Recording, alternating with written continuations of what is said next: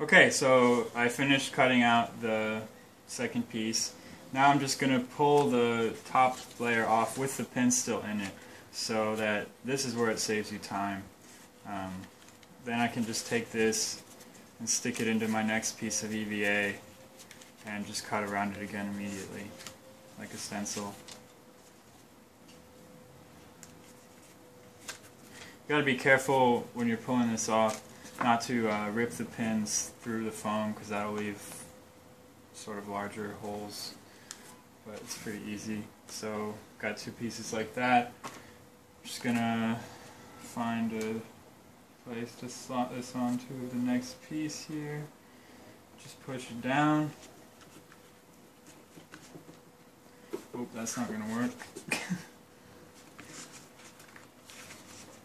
Let me rotate it. There we go. It's easiest if you have a flat edge, if you can line it up with a relatively flat part of the under layer. That way you don't have to cut that one particular spot.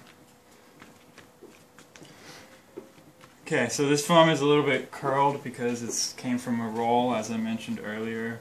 If you want to flatten it out first, you can just put some heavy books or dumbbell weights or something on it for a few hours, and that will really help to flatten it out.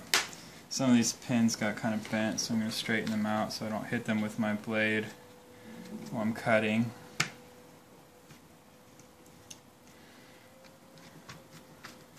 And just repeat the process of cutting around the foam. I'm going to cut these tabs to make it easier to cut the curves.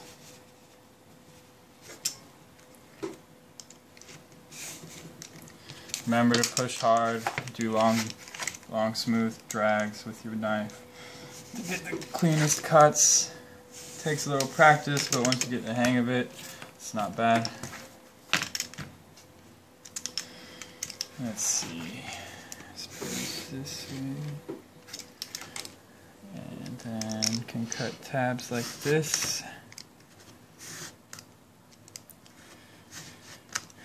and come in here,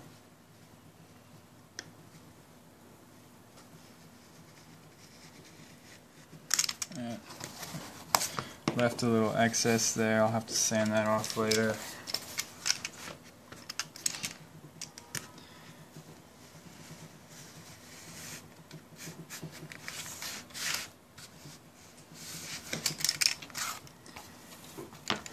You do end up with a lot of scrap foam in this kind of process. However, this does have use. You can cut brushes out of this, and when you're applying contact cement later on in the process, they make very good disposable brushes, because any brush that you use with the contact cement is pretty much going to be ruined afterwards. So these are a great way to get some use out of your scrap and save yourself the cost of a brush every time you want to glue something.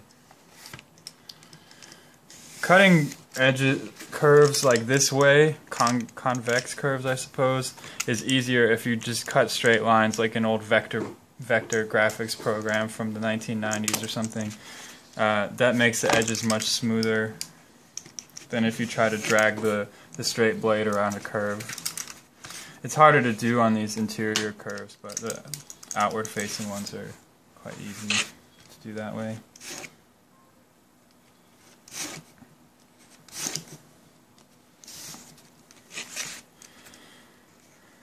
Something like this, for example.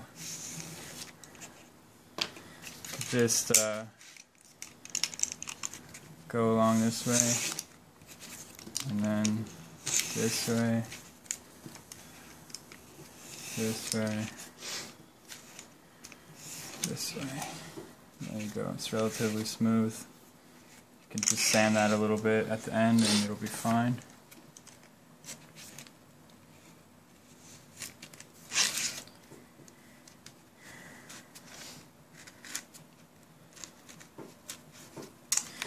Yeah, these inside curves are very difficult to get smooth, which is why I end up sanding them.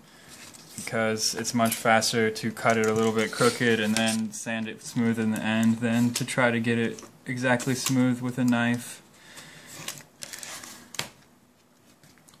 You can sand this by hand with some sandpaper. I usually use a Dremel to save time. I've also seen people use belt sanders. If you have one, it's a great option for getting nice smooth edges, which really ups the look of the weapon and makes it look more professional and just nicer in general. Okay, so here we are with another pattern. It should basically match this one. So now we have our 3 layers. I'm going to go ahead and pull up my pins now and replace them in the pin can.